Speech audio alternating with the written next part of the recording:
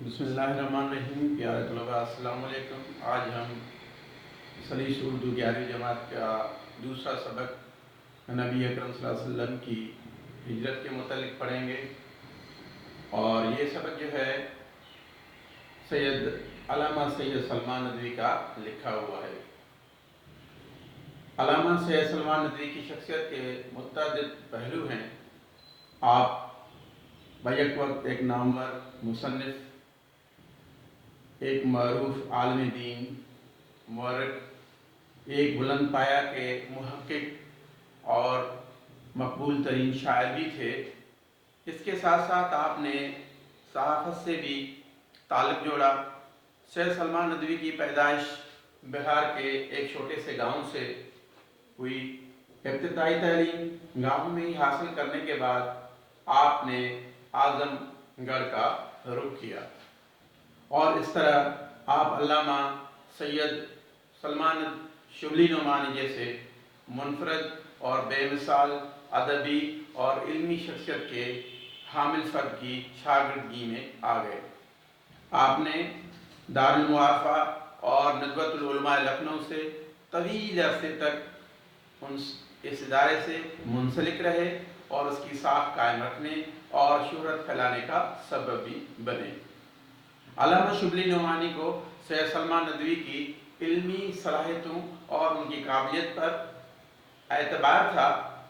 انہوں نے اپنی کتاب سیرت النبی جو انتقال کرنے کے بعد نامکمل تھی، اس کے لیے بھی سید سلمان ندوی رحمۃ اللہ علیہ کو کہا کہ آپ یہ کتاب مکمل کرنا. اور اسی طرح سید سلمان ندوی نے وہ سیرت کی بقایا جلد جو ہے وہ پوری کی. سید سلمان ندوی بیک وقت عربی، فارسی اور اردو پر زبردست عبور رکھتے تھے. تحریک پاکستان کے دوران بھی آپ نے مسلمانان ہند کی زبردست خدمات انجام دی اور اپنی محنت اور لیاقت اور کاوشوں سے مسلم قوم کو تقویت بخشی. قیام پاکستان کے بعد یعنی ہندوستان کا جب بٹوارہ ہوا تو آپ پاکستان تشریف لائے اور آپ نے سیرت پر کئی کتابیں لکھی ہیں. آپ نے سیرت النبی صلی اللہ علیہ وسلم جو ہے 6 جلدوں پر مشتمل ہے. اس کے علاوہ یاد افطان، جغرافیہ ارض القرآن، نقوش سلیمانی آپ کی مشہور اور اہم تصانیف میں سے ایک ہیں.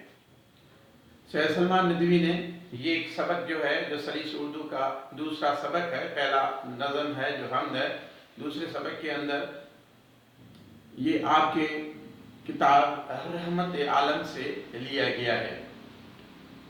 تو سید سلمان ندوی نے رحمت عالم سے ایک ماخوذ حصہ جو ہے ہمارے نصاب میں شامل کیا گیا ہے. سید سلمان ندوی کی زبانی سنیے.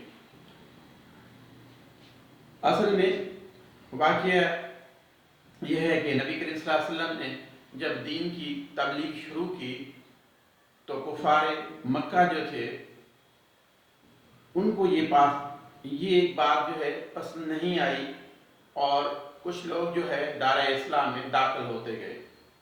جب دارہ اسلام میں داخل ہوتے گئے تو کفار نے نبی کریم صلی اللہ علیہ وسلم اور ان کے اصحاب کو تکالیف دینا شروع کر دی. اسی طرح یثرب جو امن کی جگہ تھی، نبی کریم صلی اللہ علیہ وسلم نے اللہ کے حکم سے مکے سے مدینے کی طرف ہجرت کرنے کا حکم دیا. جب آپ مکے سے مدینے کی طرف جا رہے تھے تو اس وقت آپ نے حضرت ابو بکر صدیق رضی اللہ تعالیٰ عنہ سے یہ معاملات پہلے ہی طے کر لیا تھا. اور جس وقت آپ مکے سے نکل رہے تھے تو حضرت علی کرم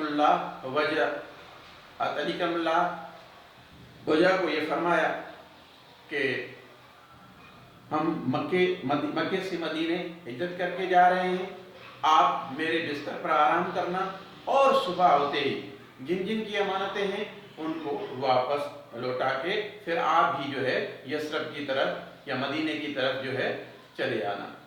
اسی طرح نبی کریم صلی اللہ علیہ وسلم حضرت ابو بکر صدیق رضی اللہ تعالیٰ عنہ کو ساتھ لے کر مکے سے نکلتے ہیں اور مکے سے قریب ایک وادی ہے، ایک غار ہے جسے غار ثور کہا جاتا ہے۔ نبی کریم صلی اللہ علیہ وسلم اور حضرت ابو بکر صدیق جس کو غار ہرا بھی کہا جاتا ہے، 3 دن تک اس غار میں قیام کیا۔ اسی دوران آپ کا ایک غلام جس کا نام آپ کا ایک غلام اور آپ کا بیٹا عبداللہ جو ہے وہ مکے کے حالات سے باخبر رکھتا، اور آپ کا غلام جو ہے وہ بکریاں چرانے کے لیے آتا اور اس کا دودھ نبی کریم صلی اللہ علیہ وسلم کو دے دیتا، اور حضرت ابو بکر ان کا دودھ پی لیتے۔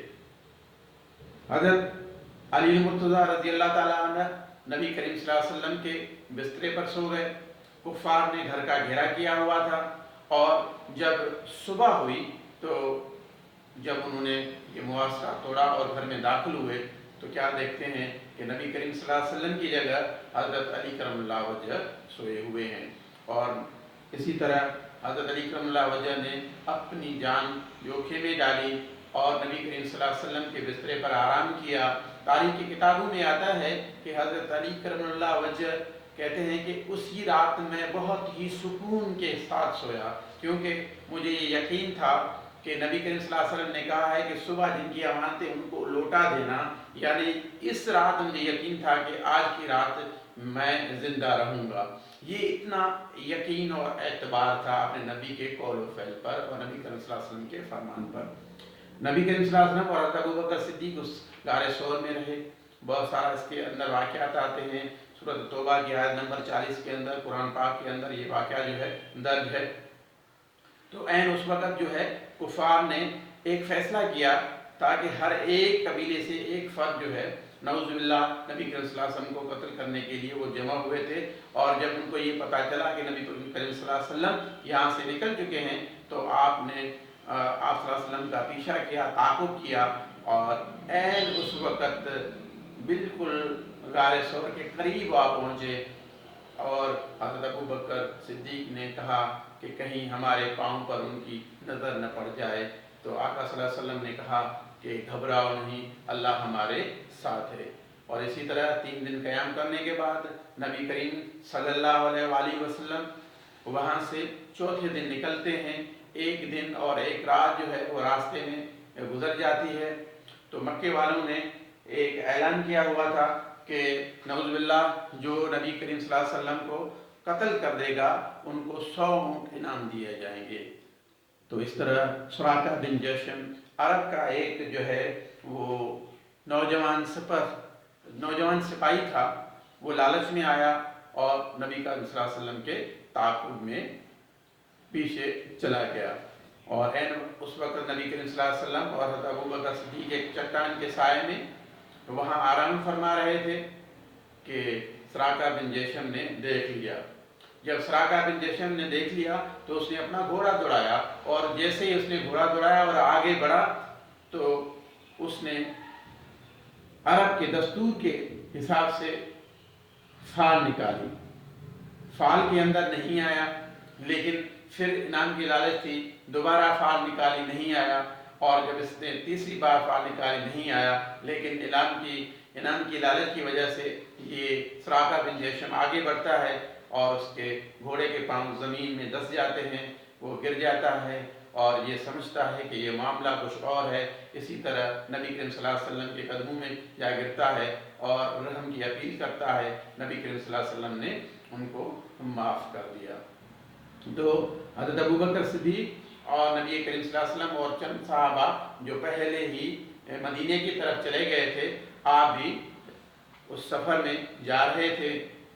وہاں یثرب کا یہ عالم تھا، مدینے کا یہ عالم تھا کہ روزانہ لوگ، بچے، بوڑھے چھتوں پر کھڑے ہو کر نبی کریم صلی اللہ علیہ وسلم کا انتظار کرتے کہ کب آ رہے ہیں، کب آ رہے ہیں، اور اسی طرح نعرہ تکبیر لگاتے، خوشی کے گیت گاتے۔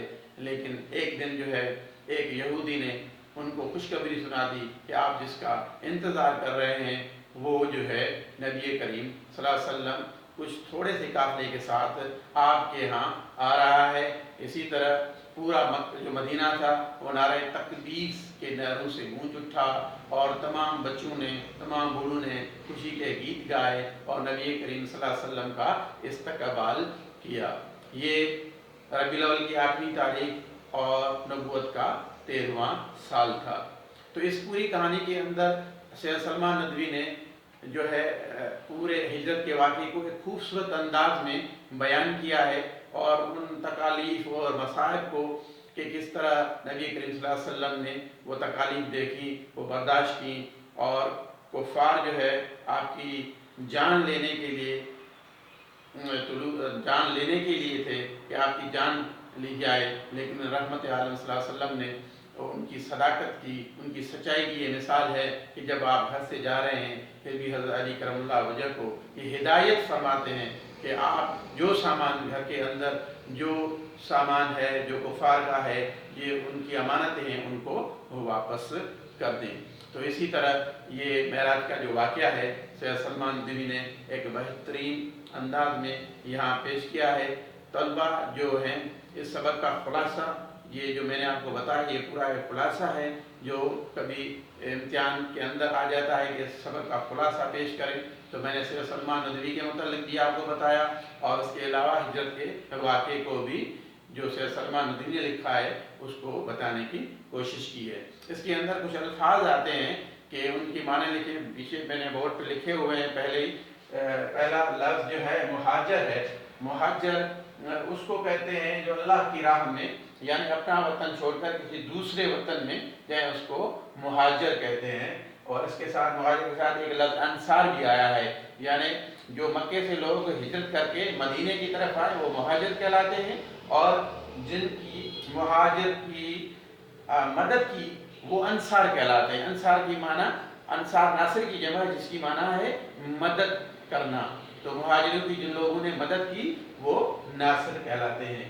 یعنی اگر جملے میں استعمال کیا جائے کہ مہاجر ایسے لوگوں کو کہا جاتا ہے جنہوں نے اللہ کی راہ میں اپنا وطن چھوڑا اور ایک وطن سے دوسرے وطن جا پہنچے، تو اس کو مہاجر کہا جاتا ہے۔